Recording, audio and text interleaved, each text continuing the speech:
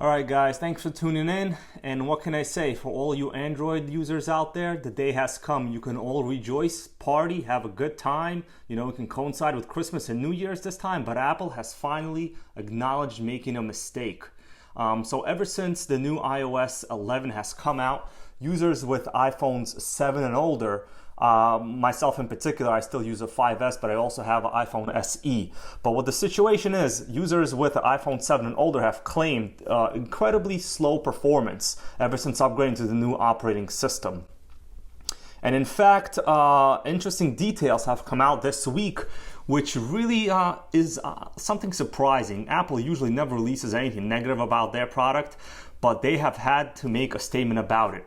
Anyways, how did we get to this point?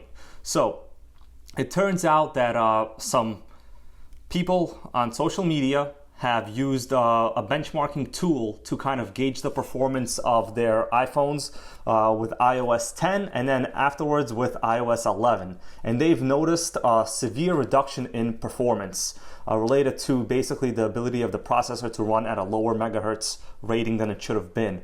Now, Apple, after which, had to release a statement. I'm going to read it here for you.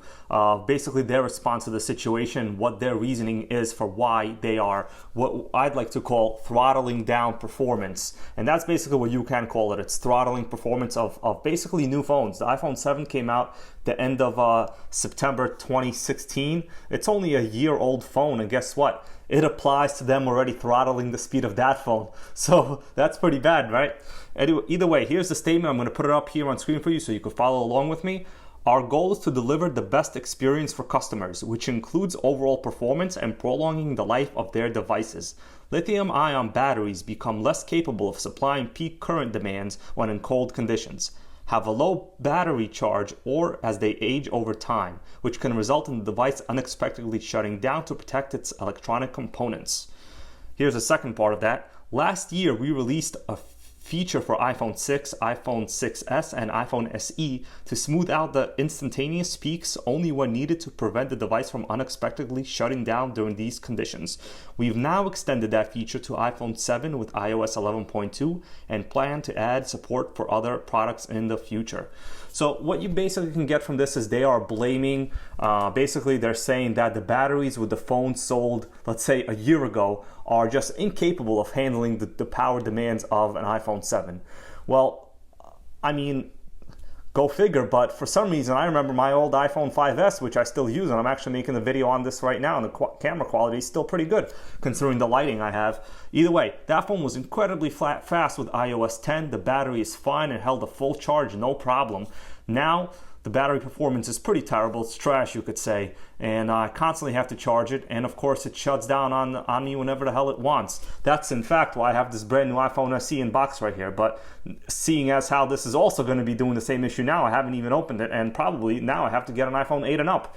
So thank you, Apple, for making me kind of upgrade before I wanted to. I thought you Apple guys were basically into, long-term sustainability. Well, guess what? Now you're kind of playing the Android game. Now you're forcing customers to basically upgrade only because you claim, now this is what you claim, guys, you claim to have a battery that just can't meet the power demands of the processor.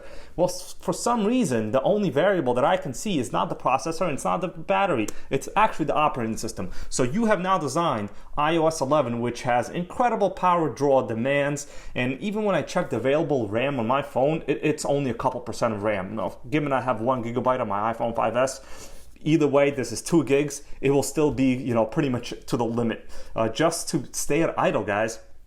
And you know what? I know a little bit about lithium batteries. I have a whole bunch. As a matter of fact, let me just show you a couple that I have here. I run them in my RC brushless vehicles, but that's not the point. So they're claiming that these lithium batteries have lower performance as they age and with cold conditions and low battery charge. That is true. That is definitely true. But guess what? These phones are shutting down all the time. I'm in a basic home environment and it's just working terrible. It's slow. So clearly the cold is not a factor. The battery is charged when it's doing this. So battery charge state is not a factor. And age, I mean, for a 1-year-old battery to, also do this on iPhone 7, so age is not a factor. So really, I mean, guys, you should have just checked your own statement. Any somewhat educated person in battery technology would know that it's totally bogus. It is true that lithium polymer batteries like this, which are used in cell phones and laptops, pretty much modern electric vehicles like the Tesla, yes, they are very susceptible to climate change and, well, temperatures. But, obviously we're not putting them on below zero outside and claiming this is the case. These are people just using these phones in a normal condition as they previously did. So you're telling me that after the upgrade to the iOS 11, well, now conditions have drastically changed? I'm not sure about that. And another reason I can basically just come up with is, well, guess what? The phone still performs poorly when it's plugged into the charger. It's still bad. So that's not it. So the remedy that they claim, and this is important now, you guys out there, tell me if this even makes any sense to you. They're claiming that if you simply just, change the battery out, which, as we know, Apple makes it extremely difficult to do because these are phones where, that would cost a lot of money for a brand new battery. But you're probably better off getting the new phone at that point.